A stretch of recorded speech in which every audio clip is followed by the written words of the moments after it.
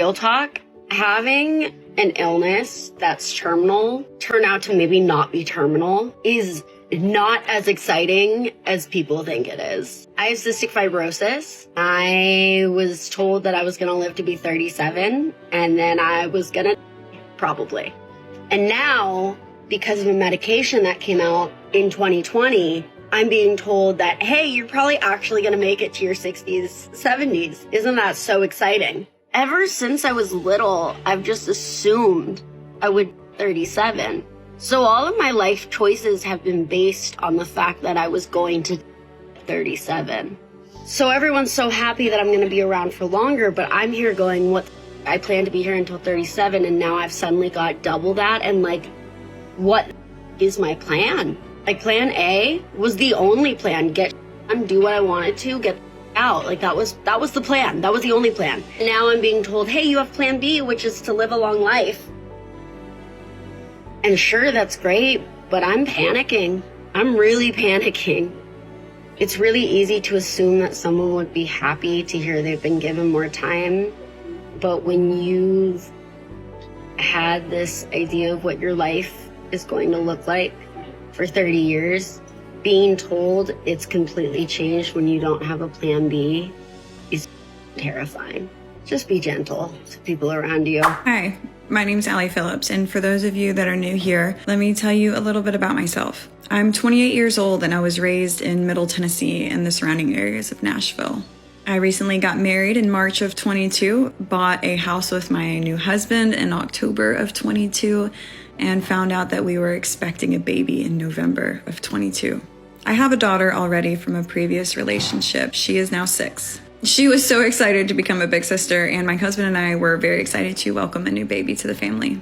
That was until my 19-week routine anatomy scan. We knew we were having another girl, and we were going to name her Miley Rose.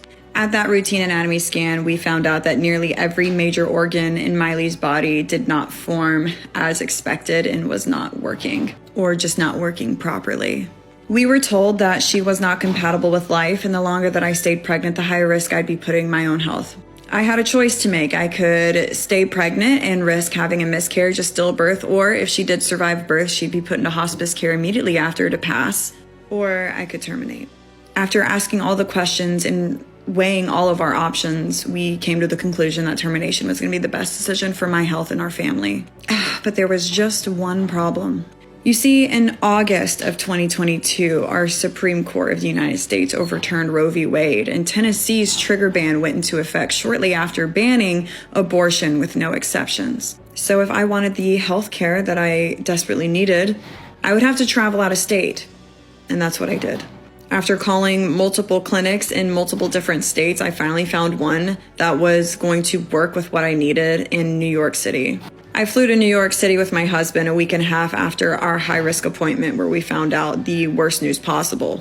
Unfortunately, I had to go to the clinic alone because it is patient only. It was a few hours after I arrived at that clinic where I found out that my daughter's heart had already stopped beating. And because it had almost been 2 weeks since my last confirmed fetal heartbeat, I was now at risk for infection, blood clots, or going septic. So I was rushed into an abortion within the hour. I was in a city I've never been to, surrounded by doctors I've never met, with not a single person there to comfort me that I knew. To say it was traumatic puts it very lightly.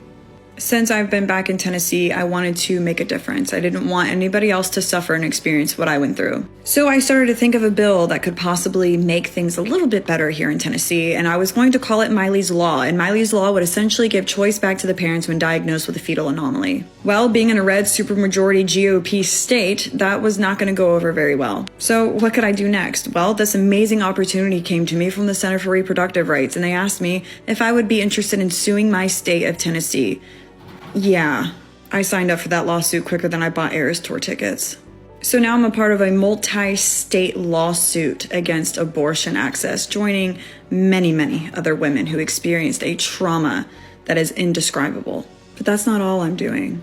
You see, I just mentioned that we are a GOP supermajority state, and that's our problem. We are controlled by these legislators who are pro-life and think a unborn fetus has more rights than a living, breathing person. But funny enough, they don't care once that life is born. not caring that diapers and formula cost $50 to $60. Don't care that childcare isn't accessible or feasible, or that over half of these kids don't have insurance. But it's fine as long as they're born, right?